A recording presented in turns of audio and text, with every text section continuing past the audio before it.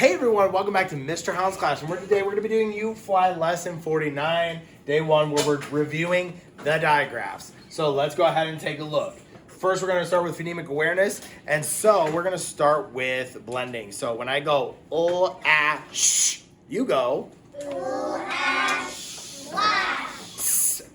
k, ch, sh.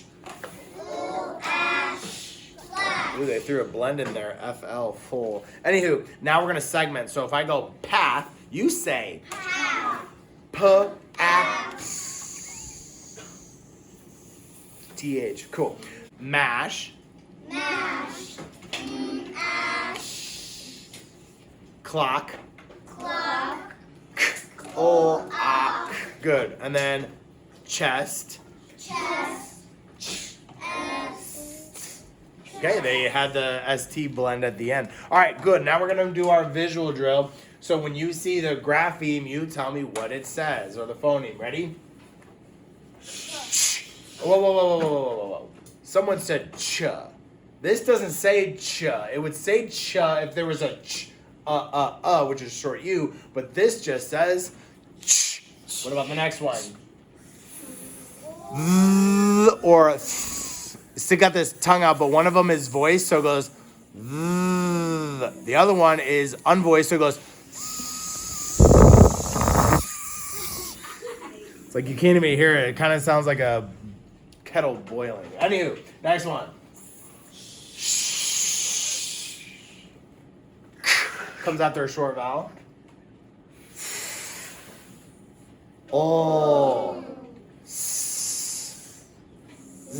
Those were our floss rule. If you haven't checked out that video, make sure you do. Next one.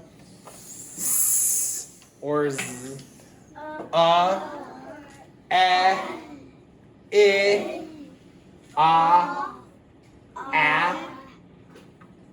Okay, all done. Cool. We're going to go into our auditory drill. So when I give you the sound, you write out the grapheme. So I'm going to give you the phoneme, you give me the grapheme, okay? So the first one is what says ch, ch, ch. CH. That one we're going to focus on today when we talk about digraphs because it can be confusing. But anywho, the next one, what says sh?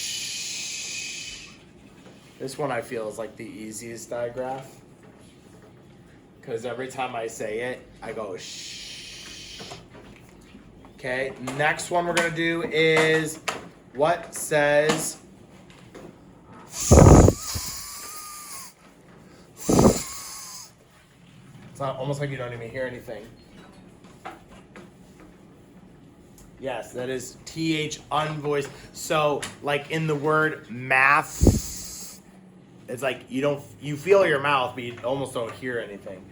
So then what can say k, k? This one's kind of a trick. It's a little bit of a trick.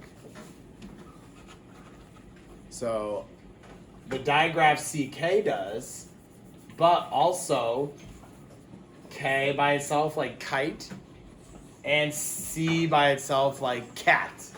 But these would come at the beginning and they could be at the towards the end of a word. But this only comes at the end after a short vowel. You will not find a word that's spelled with a CK at the beginning. Got it? Cool. Moving on, we're going to go into our blending board. So let me go pull that up right now. And let's get some words here. So the first word is ran. I didn't hear everybody. Ran. Good. What about this? Ran. What about? Rust.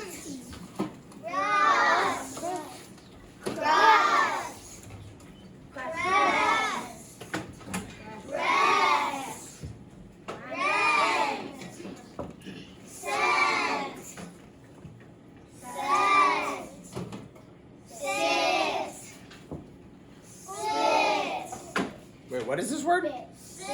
Spit. Spit. Now let's try Spul. That's a 3-letter blend. Split. Split. All right, how about what if I do this? Splint. And how about sprint and then print and then prince? All right, very good. Wait, is that like the prince who like lives in a castle with the king and queen?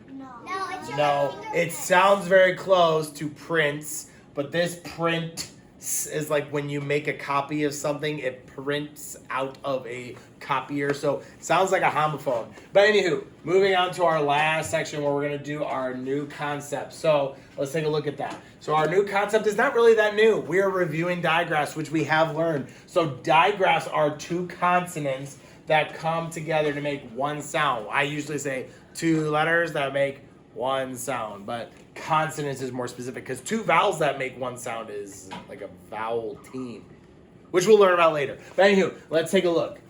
Here are the digraphs that we are mostly working on. Now, I know some of you are like, wait, where's PH? I learned about PH. PH is a digraph, but we are focused on these ones. These are the base digraphs. So we have CK like in duck, after a short vowel, and then we have like sheep, and we have TH that is like thumb, or that makes the unvoiced sound like this. So when you do it sounds like your mouth is vibrating, which it is, your tongue's vibrating. This just sounds like you're kind of blowing out air. So this, and then if you hold your hand in front of your mouth when you're doing that, you can feel it. It's like blowing very powerful wind.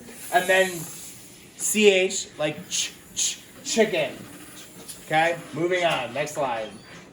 So CK comes at the end of a syllable after a short vowel sound, like duck. Okay, moving on. SH can be at the beginning of a digraph, like sheep, but it could also be at the end, like in wash. Okay, then we have TH that could be at the beginning, like thumb. It can also be at the end, like math, like I talked about.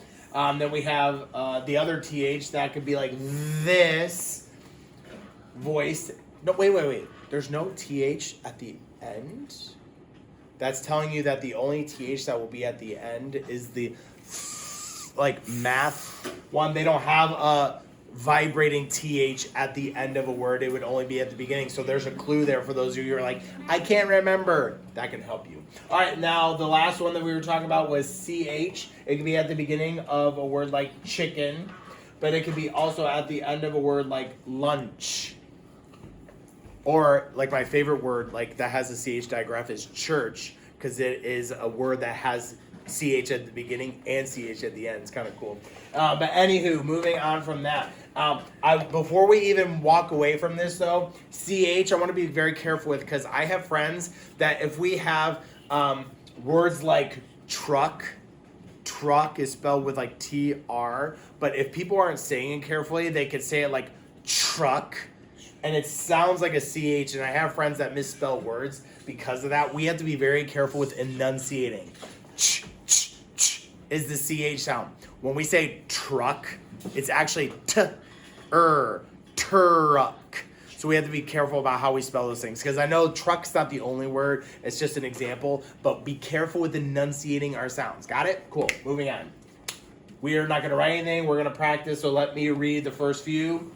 Shed with this chip. Okay, now everyone read.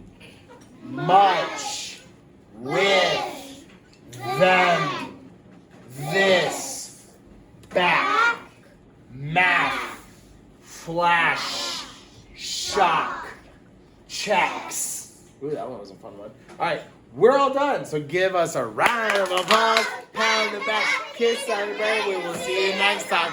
Like and subscribe. Bye.